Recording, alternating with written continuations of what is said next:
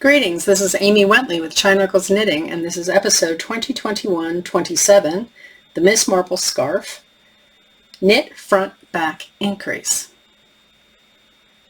I'm teaching a class currently on the Miss Marple Scarf by Susan's VV, and these videos are going to be for a class that I'm teaching.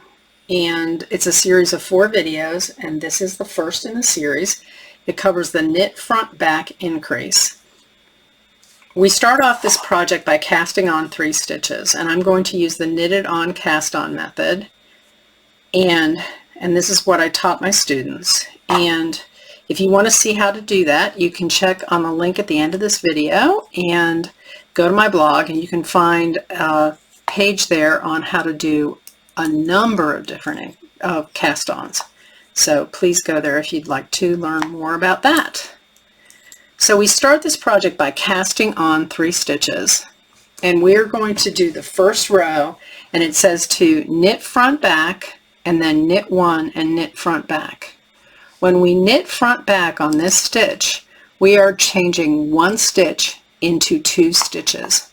So I'm going to show you how to do that, and I'm going to get a little closer here so you can see exactly what's going on. So to do a knit front back increase, you're just going to be working first on this 1 stitch. You'll go ahead and insert your needle just like you would be knitting, wrap it just like you're doing a knit stitch, and pull it through, but do not drop that stitch off the needle yet.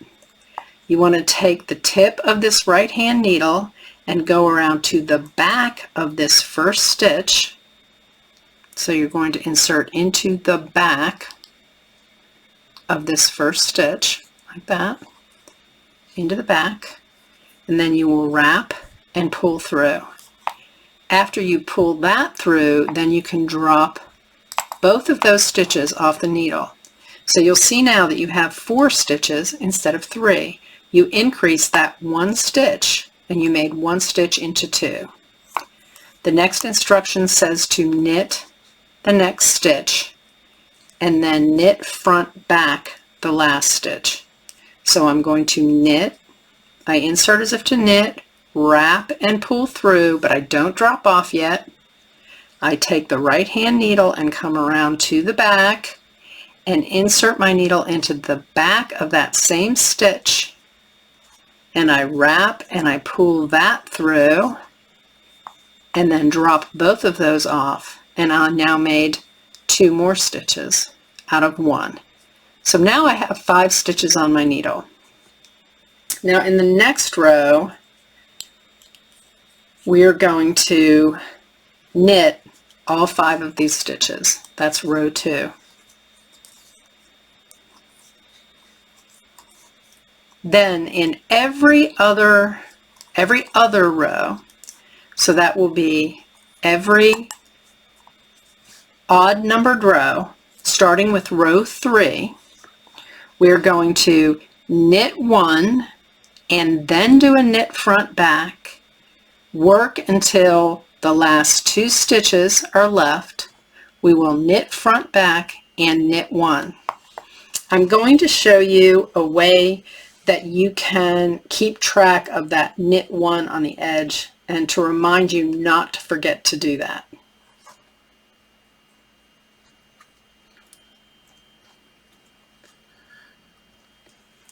What you can do is get yourself 2 stitch markers and go ahead in row 3. It says knit 1, so go ahead and knit that 1 just like that and drop it off, and then go ahead and take a stitch marker and put it on your needle right there. So from now on, you know this edge stitch you will always knit, not knit front back, just plain knit.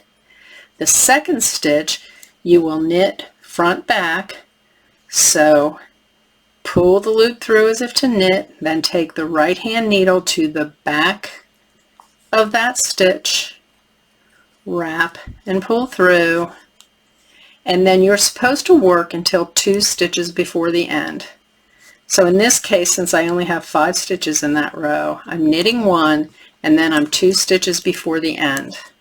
I'm going to knit front back again, So work this stitch like you're going to knit it, pull it through, then take the right hand needle and go around to the back of that stitch, wrap the yarn and pull it through. And then place another marker before the end, slip it on there, and then you will knit the last stitch. So on row 4, I am just going to knit every stitch across this row.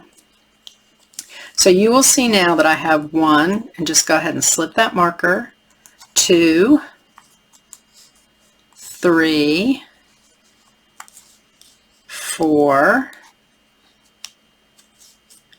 5, 6, and slip the marker, 7. So from now on, I went from 3 stitches to 5 stitches and now to 7 stitches. A good tip right now too is to get a stitch marker. Give me 1 second while I go find another stitch marker. There we go. And what you want to do is hang this off the front now. Just clip it on there and hang it off the front. It's very difficult to be able to tell the difference between the front and the back of garter stitch. So from now on, after you complete row 4, if you put a marker on the front, so your working yarn is going to be over here, all your stitches are on the needle, working yarn over here, this is the front, as you're starting row 5. What you're going to do from now on is you're going to repeat rows 3 and 4 until you have a total of 31 stitches. Every time you do an increase round, that's an odd number round, you're going to add 2 stitches. And then you will turn it over and you will just do a plain knit round with no increases. That is an even numbered row, the wrong side, that side. Then you'll turn it over again, and on the next odd numbered row, you will do another increase and increase 2 stitches. And you will do that until you have 31 stitches on your needle. So the next video in this series will show you how to do an M1 or a make 1 increase. That is an increase that you will be doing after you do the keyhole separation. Please tune in for that. I will also show you how to do a knit 2 together in a future video, and also how to separate for the keyhole. So please join me in the next video. Thank you. Bye-bye.